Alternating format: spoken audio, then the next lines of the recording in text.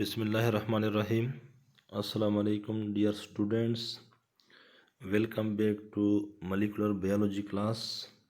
Today our topic is gene regulation in eukaryotes or transcription in eukaryotes. So as we know that transcription is the process by which RNA is produced by DNA template with the help of RNA polymerase is known as transcription. Diagram में आप देख रहे हैं ये this is double stranded DNA. Double stranded DNA is helicated or separated by special type of helicase enzyme or helicase protein and then transcription takes place. This is also an image of transcription shortly. There are two strands of DNA. One strand is called as sense strand while the other is called as non-sense or non-coding strand. Transcription will take place on a non-sense strand of DNA template.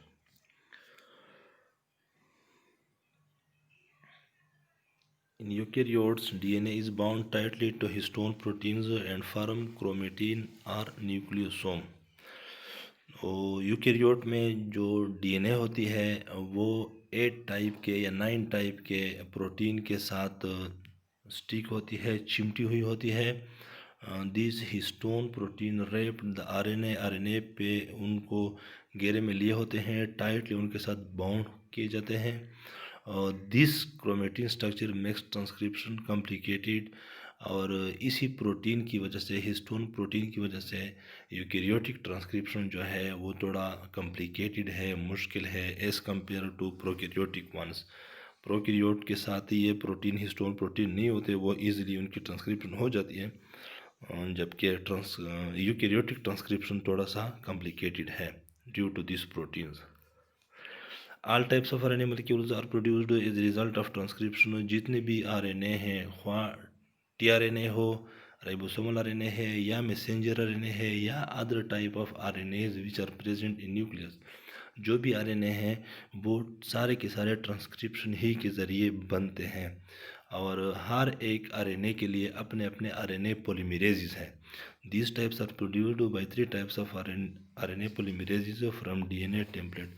तो ये ribosomal RNA है, जिस तरह पहले classes में हमने पढ़ा है. राइबोसोमल RNA है या tRNA है या mRNA है, उनके लिए हर एक के लिए अपने अपने RNA पोलीमरेज हैं. लेकिन यहाँ पर हमारा टॉपिक यूकेरियोटिक ट्रांसक्रिप्शन है, मीन्स कि मैसेंजर RNA का बनना है यहाँ पर. तो हम RNA पोलीमरेज 2 की बात करेंगे. RNA polymerase 2 is responsible for synthesis of messenger RNA.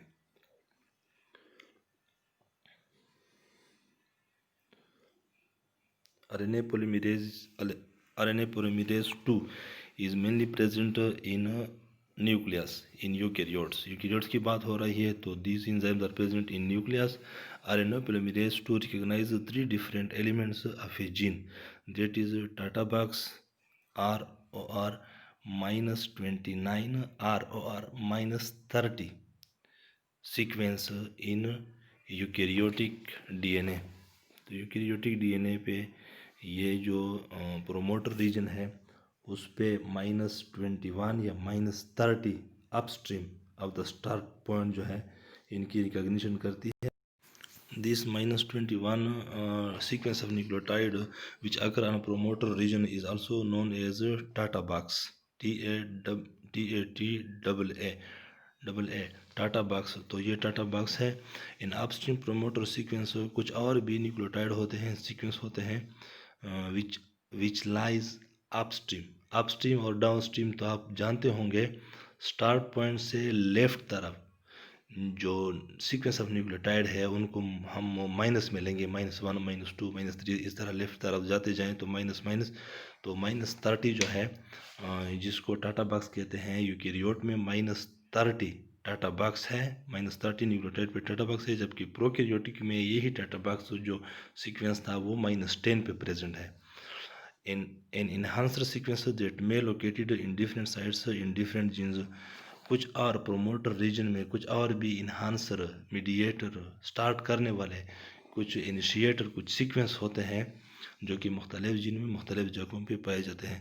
तो दीज आल टाटा बॉक्स है, अपस्ट्रीम अदर प्रोमोटर रीजन है या सीक्वेंस है, एंड इन्हांसर, ये सारे जो है these help in recognition of the DNA template की रिकॉग्निशन के लिए हेल्प करते हैं। किसको? आरएनए पॉलीमरेज 2 की हेल्प करते हैं।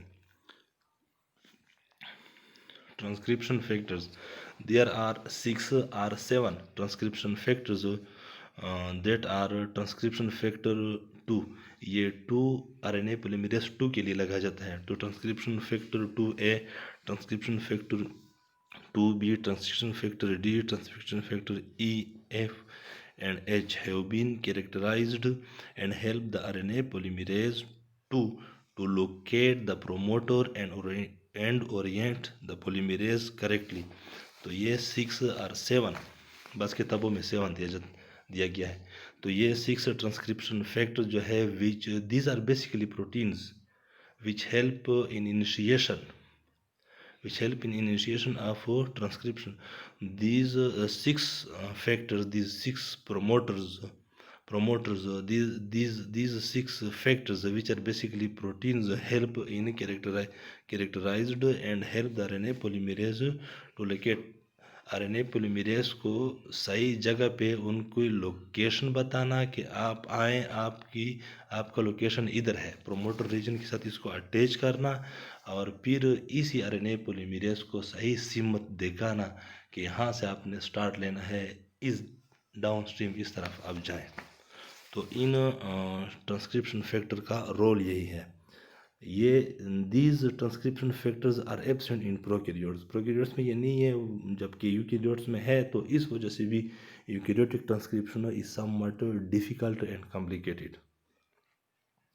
ये जनरली वैसे समझाने के लिए different types of transcription factors दिखाए गए हैं। ट्रांसक्रिप्शन फैक्टर ए है, डी है, बी है, एफ है, एस है, एच है, ठीक है। अच्छा, ये भी है ट्रांसक्रिप्शन।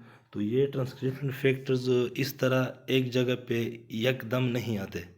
ट्रांसक्रिप्शन फैक्टर जो है, जो कि बेसिकली दीज आर प्रोटीन है, एक लग जाता है, फिर दूसरा आ जाता है, फिर दूसरे के साथ तीसरा आ जाता है, फिर इस तरह कंबाइन ग्रुप की शक्ल में आ जाते हैं, और आरएनए पॉलीमरेज को फिर इस तरह एक्टिवेट करके या उनको राज़ी करते हैं, एग्री करते हैं कि जाए स्टेप ले और चले डाउन स्ट्रीम की तरफ, आप बिस्मिल्लाह करें।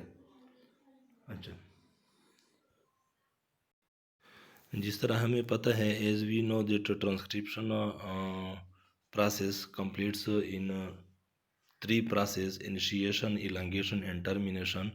Before initiation complex is formed। कौन बनाता है these factors, these 7 or 6 factors complete the initiation complex। तो transcription factor D binds with data box through a sub unit to transcription binding protein TBP। Transcription binding protein के through transcription factor D TATA box के साथ लग जाता है, bind हो जाता है, चिमड़ जाता है। Transcription factor B binds downstream to TATA box in complex. तो ये जो इनिशिएशन कॉम्प्लेक्स बनता है, ये ट्रांसक्रिप्शन फैक्टर बी जो है वो टाटा बॉक्स के राइट साइड पे, देखिए टाटा बॉक्स किधर है, टाटा बॉक्स प्रोमोटर रीजन पे वाक़या है। तो टाटा बॉक्स के साथ जो सीक्वेंस है, जो -30 या -29 nucleotide away from start point left तरफ है, अप स्ट्रीम में वाक़या है -30, तो उसके साथ डाउन स्ट्रीम यानी उसके राइट साइड पे ट्रांसक्रिप्शन फैक्टर बी लग जाता है। Then transcription factor F and RNA polymerase are attached, और ट्रांसक्रिप्शन फैक्टर एफ आ जाता है, अटैच हो जाता है इसी जगह पे, और आरएनए पॉलीमरेज को वेलकम कहा जाता है, वो आ जाती है, वो आरएनए पॉलीमरेज 2 अटैच हो जाती है। Finally transcription factor E, J and H must be added to complex for initiation. और यहाँ पर इनिशिएशन कम्प्लेक्स बन गया, ये सारे मिल जाते हैं, इनिशिएशन कम्प्लेक्स बन जाता है और फिर इनिशिएशन स्टार्ट हो जाती है। अच्छा, hydrolysis of ATP will supply energy to RNA polymerase two. तो यहाँ पर जो आरएनए पॉलीमरेज को चलाना, स्टार्ट करना, इन सब के लिए एटीपी एनर्जी की ज़रूरत होती है। तो वो जो है वो ये एटीपी जो है ये एनर्जी प्रोवाइड करती है। ठीक है, एटीपी तोड़ दी जाती है, हाइड्रोलिसिस की हो जाती है और इसको एनर्जी मिलती है। तो यहाँ पर आप देख लेंगे इनिशिएशन कम्प्लेक्स या आरएनए पॉलीमरेज 2 को आप देख लेंगे कहीं भी मुख्तलिफ बुक्स में, उसके साथ बहुत सारा पी लिखे हुए हैं। तो ये फॉस्फेट ग्रुप्स हैं, फॉस्फेट ग्रुप इनको एनर्जी देते हैं। और यही फॉस्फेट ग्रुप जो है ये CTD कार्बोक्साइल टर्मिनल डोमेन, तो CTD कार्बोक्साइल टर्मिनल डोमेन ये प्रोटीन ही है। ये फिर इस तरह इंतज़ाम करते हैं कि ये इसको फॉस्फोराइलेशन इसकी हो जाती है और मतलब ये इसको फॉस्फेट ग्रुप अलग किए जाते हैं और फॉस्फेट ग्रुप अलग करते वक्त एनर्जी रिलीज होती है और ये एनर्जी पे फिर ये आरएनए पॉलीमरेज 2 चलती है। तो CTD डोमेन जो है इसका अहम रोल है इनिशिएशन कम्प्लेक्स में। Carboxyl terminal domain, it supplies energy to the RNA polymerase 2 with the help of hydrolysis of ATP. ATP तोड़ दी जाती है और फिर आरएनए पॉलीमरेज 2 को एनर्जी मिलती है। Hydrogen transcription factor H has helicase activity, it also has a nucleotide excision activity. तो transcription factor H जो है, जो बेसिकली प्रोटीन है, वो ये करते हैं कि वो unwinding of the double stranded of DNA करते हैं, हेलिकेज एक्टिविटी रखते हैं, इसको थोड़ा खोलते हैं। तो सिर्फ हाइड्रोजन फैक्टर नहीं है, इसके साथ E और अदर फैक्टर भी है, वो भी हेलिकेज एक्टिविटी में मुलविस होते हैं। लेकिन मेनली जो है हाइड्रोजन जो है, हाइड्रोजन फैक्टर यहाँ पर H फैक्टर, वो it shows helicase activity unwinding of the double stranded DNA को अनवाइंड करता है। ठीक है, जहाँ से फिर क्या करना है, इसने फिर स्टार्ट लेना है, आरएनए पॉलीमरेज 2 ने स्टार्ट लेना है और यहाँ से फिर ट्रांसक्रिप्शन स्टार्ट होनी है। इसके अलावा कहते हैं कि ये जब आरएनए बन जाती है तो इस दौरान अगर कोई मिसमैच, कोई न्यूक्लियोटाइड कहीं पे भी गलत न्यूक्लियोटाइड आया हुआ हो तो ट्रांसक्रिप्शन फैक्टर H जो है, इसकी ये भी एक्टिविटी है कि वो मिसमैच न्यूक्लियोटाइड जो होता है, जो ख़राब न्यूक्लियोटाइड होता है, उसको भी रिमूव करता है। अगर इसकी हाइड्रोजन फैक्टर या hydrogen factor activity, hydrogen protein की एक्टिविटी अच्छी ना रही या ये एब्सेंट रहा या मतलब लेस एक्टिव रहा, तो इसकी वजह से कुछ जेनेटिक डिजीज़ भी जो है 3 किस्म की जेनेटिक डिजीज़ हो सकती है। अगर हाइड्रोजन फैक्टर ने अपनी एक्टिविटी शो ना की और ख़राब किस्म के मिस टाइप के न्यूक्लियोटाइड वहाँ पर रहे आरएनए में, तो एक किस्म की बीमारी को ज़ीरोडर्मा पिगमेंटोसम कहते हैं। सेकेंड फॉर्म ऑफ डिजीज़ है कोकेनीज डिजीज़ और थर्ड फॉर्म ऑफ डिजीज़ जो है ट्राइकोथायोडिस्ट्रोफी। तो ये 3 किस्म के जेनेटिक डिजीज़ है। इस वजह से फिर अगर हाइड्रोजन फैक्टर ने अपनी एक्टिविटी शो ना की तो गलत किस्म की न्यूक्लियोटाइड चले गए, तो गलत किस्म की न्यूक्लियोटाइड की वजह से फिर जेनेटिक डिजीज़ या खराबियाँ आ सकती हैं। Transcription factor F, it also has ATP dependent helicase activity and involve in DNA melting। तो ट्रांसक्रिप्शन फैक्टर F जो है, इसकी भी हेलिकेज एक्टिविटी है। ATP इसको एनर्जी प्रोवाइड करती है और हेलिकेज एक्टिविटी यूज करता है और डीएनए की मेल्टिंग करता है, जहाँ से फिर आरएनए पॉलीमरेज 2 ने फिर स्टार्ट लेना है और ट्रांसक्रिप्शन कराना है।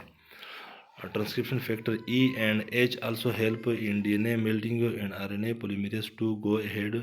तो ट्रांसक्रिप्शन फैक्टर E और H जो है, ये भी डीएनए की मेल्टिंग में क्या करते हैं, रोल अदा करते हैं और फिर आरएनए पॉलीमरेज 2 आगे डाउन स्ट्रीम चली जाती है और इनिशिएशन क्या हो जाते हैं, स्टार्ट हो जाती है।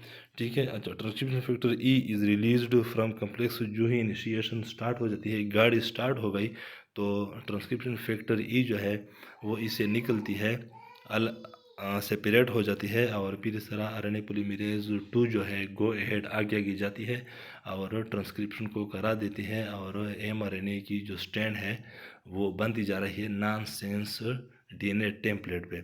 अच्छा, इस दौरान एक बात याद रखने की है कि इस दौरान जो अनवाइंडिंग हो जाती है डीएनए की, तो डीएनए में सुपर काइलिंग हो जाती है, और फिर सुपर काइलिंग को रिमूव करने के लिए गाइरेज इंजाइम और टोपोआइसोमेरेज इंजाइम आ जाते हैं, और उसको सुपर काइलिंग ऑफ डीएनए को फिर रिमूव कर लेती है, और फिर इस तरह ट्रांसक्रिप्शन का अमल और भी आसान बनता जा रहा है।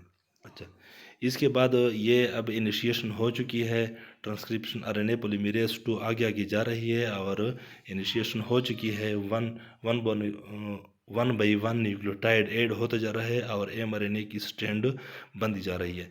इसके बाद है elongation. RNA polymerase 2 can move freely on DNA template. इस पे आगे आगे जा रही है।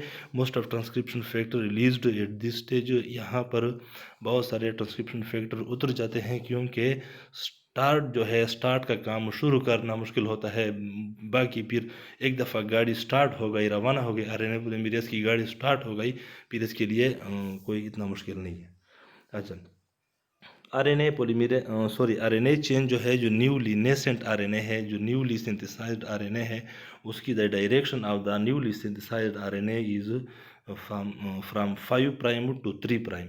तो नया स्ट्रैंड जो बनता जा रहा है उसकी डायरेक्शन 5 प्राइम से 3 प्राइम की तरफ होगी। ठीक है। अच्छा, ये सिर्फ दिखाने के लिए है कि ये टाटा बॉक्स है, यहाँ पर -30 न्यूक्लियोटाइड पे है, तो ये अपस्ट्रीम है। ठीक है, उधर आप +1 देख रहे हैं ट्रांसक्रिप्शन स्टार्ट साइट, तो +1 जो है ये स्टार्ट पॉइंट है। लेफ्ट साइड पे ये जो है अपस्ट्रीम इसको कहते हैं, और स्टार्ट पॉइंट से राइट तरफ को इसको हम डाउनस्ट्रीम कहते हैं। तो ये जो टाटा बॉक्स है आपको दिखाई दे रहा है, इसके साथ मुख्तलिफ ट्रांसक्रिप्शन फैक्टर अटैच हो जाते हैं, और आखिरकार ट्रांसक्रिप्शन इनिशिएशन कॉम्प्लेक्स बनाते हैं, और फिर इनिशिएशन कॉम्प्लेक्स के बाद फिर इनिशिएशन ऑफ ट्रांसक्रिप्शन शुरू हो जाती है। अच्छा, टर्मिनेशन किस तरह होती है? अनलाइक प्रोकैरियोट्स के बरक्स, termination does not require RHO factor. तो प्रोकैरियोट में ये था कि टर्मिनेशन के लिए वहाँ पर आरएचओ फैक्टर, कुछ मखसूस टाइप के प्रोटीन थे जिसको आरएचओ फैक्टर कहते थे, वो थे वहाँ पर। जब वो अटैच हो जाते हैं आरएनए के साथ, आरएनए पॉलीमरेज के साथ, प्रोकैरियोट की बात कर रहा हूँ, आरएचओ फैक्टर अटैच होते, तब वो वहाँ पर टर्मिनेशन होती। यहाँ पर यूकैरियोटिक में आरएचओ फैक्टर की ज़रूरत नहीं होती। Termination is achieved by an AUAA signal in the coordination with downstream signal. अच्छा, तो ये डीएनए टेम्पलेट पे, बात को जहन में लाएं, डीएनए टेम्पलेट पे जो नॉनसेंस डीएनए है, जहाँ पर एमआरएनए अभी यूकैरियोटिक सेल के अंदर, न्यूक्लियस के अंदर बनती जा रही है, तो डीएनए पे ये सीक्वेंस है AAUAAA, ये सिग्नल देती है आरएनए पॉलीमरेज को। ठीक है। अच्छा, किस तरह है? Cleavage occurs normally about 15 to 30 nucleotides downstream of the this sequence. तो डीएनए पे ये सीक्वेंस जो है AAUAAA, यहाँ पर जब ये आरएनए पॉलीमरेज पहुँच जाती है, तो इससे डाउनस्ट्रीम, इससे राइट तरफ आगे 15 से लेकर 30 न्यूक्लियोटाइड ये आरएनए पॉलीमरेज जाएगी और आरएनए को बना दी जाएगी, और तब फिर टर्मिनेशन होगी। ये जो AAUAA, इसको आप इस तरह समझे, जिस तरह रोड पे स्पीड ब्रेकर होते हैं, तो स्पीड, वही एक स्पीड ब्रेकर है, यहाँ पर सिग्नल देता है कि बस आपका जो टाइम है, आपका जो स्टॉप है वो पहुँचने वाला है। जिस तरह हम गाड़ी में जाते हैं और फिर गाड़ी में हम अंदर बैठे होते हैं, हमें पता नहीं चलता, लेकिन जब स्पीड ब्रेकर आता है तो हमें पता चलता है कि ये हमारे घर के करीब है, तो कंडक्टर को हम कहते हैं कि ये इस स्पीड ब्रेकर से आगे थोड़ा, फिर आपने स्टॉप करना है और मैंने उतरना है। तो इस तरह ये जो आरएनए पॉलीमरेज 2 है, जब इस सिग्नल पे पहुंच जाता है, तो इसको ऑटोमेटिकली पता होता है कि इससे 15 या 30 न्यूक्लियोटाइड्स आगे जो है, यानी डाउन स्ट्रीम जो है, राइट तरफ पहुंच के फिर मैंने वो ख़त्म करना है। तो यहाँ पर फिर टर्मिनेशन हो जाती है, आरएनए पॉलीमरेज जो है अलग हो जाती है। अच्छा, यहाँ पर जो नेसेंट जो अभी अभी बना हुआ नौज़ाइदा एमआरएनए है, यूकेरियोट्स में, वो इसकी प्रोसेस भी इतनी आसानी के साथ नहीं हो रहा और ना इतना वो है कॉम्प्लिकेटेड है।